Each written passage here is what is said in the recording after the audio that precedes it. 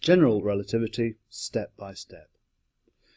Last time I transformed the metric tensor from one coordinate system to another one, and if we know what the metric tensor is in a barred coordinate system, we could figure it out what it was in the unbarred coordinate system. And I'll give you an example of that later in the h theta system.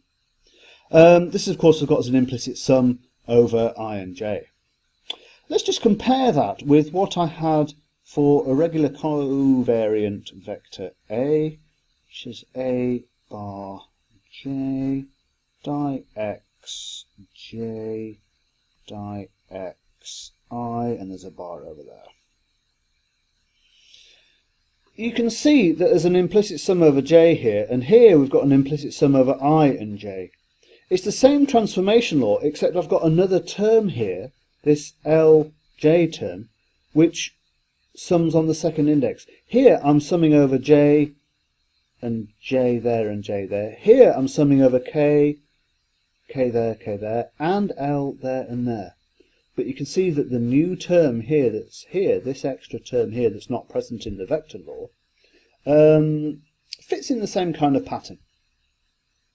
So instead of Gij, I'm just going to write out a Tij, and I'm going to say this is a tensor, this quantity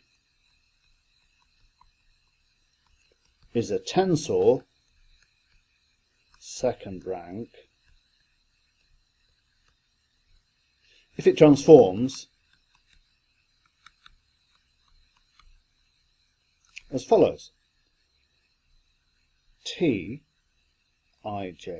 equals T bar KL, let's see if I can get this right, di by di, di by di. So I'm going to have to sum, there's going to be an implicit sum here over k and L. So there's a k, we need a k. Because this has got a bar over it, that's got a bar over it. There's an L there and an L there, and that needs a bar. This free index I is that one there, that index there is that index there.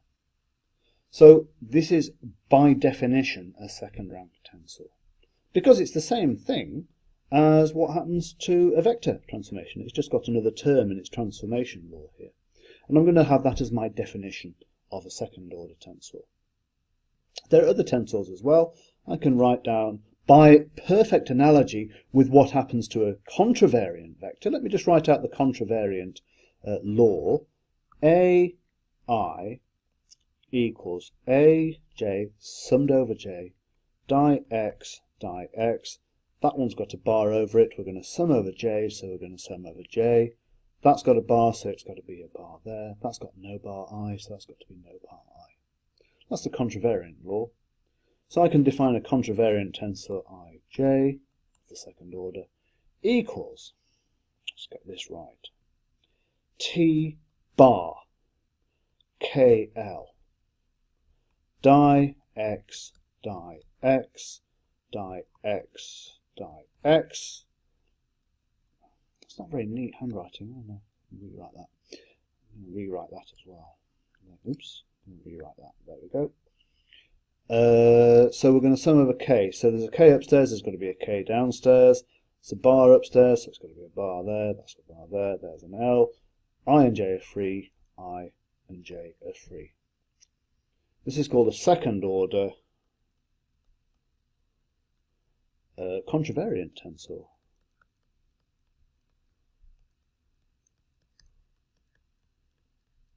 Purely by analogy with the second, with the contravariant vector transformation law.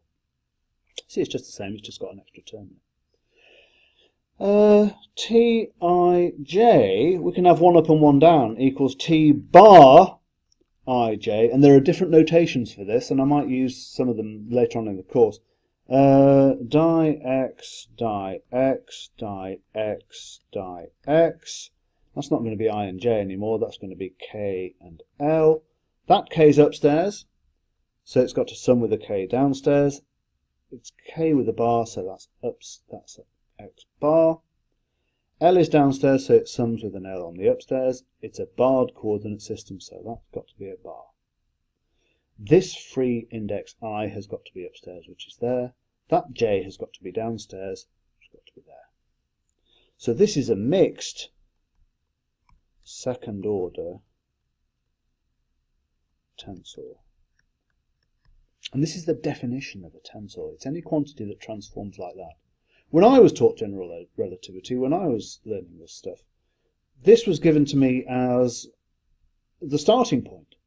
People just said to me, right, this thing here in this square box, this is the definition of a contravariant vector. So go away and deal with it. Anything that transforms like that is a contravariant vector. And then I'd have a whole bunch of examples. But that's not a modern way of teaching. The more modern way of teaching is to show you some examples and then say anything that transforms like this is this quantity called a tensor. So I've got this quite nice definition of second order tensor here. Any quantity that transforms like this with two downstairs arguments. Anything that transforms like this has got two upstairs arguments. And this one's got one upstairs and one downstairs. And you don't need to be super clever to see that you can generalize this as well. Let's try I, J, K equals T bar, I, J, K, L, M, N. Always put the di-x's in first. Di-x, di-x, di-x, di-x. We're going to sum over L, M, N. They're downstairs. L, M, N are upstairs. L, M, N have got a bar associated with them, so they all have a bar. What's free on the left-hand side? I, J, K. Implicit summation over L, M, N. And I can carry on playing games like this all day. Let's try I, J, K, L, X bar. I, J, K, L, M, N, O, P. We're going to have four transformation terms here. M and N are upstairs, so they're going to sum with M, N downstairs. They're bars, so they're bars. That K. Oh no, that's got to be an I and an L, because I and L are upstairs on the left, so they're upstairs on the right. There's no bar associated with I and J on the left-hand side, so there's no bar associated with I and J on the right-hand side. What have we got left? We've dealt with M and N, dealt with O and P. No, we haven't. That's O, P. But they've got a bar on them, so they have a bar. And what do they cancel out with? There's a K and an L there. Implicit sum over, what have we got? M, N, O, P. M, N, O, P. Bit of a mouthful, but there it is.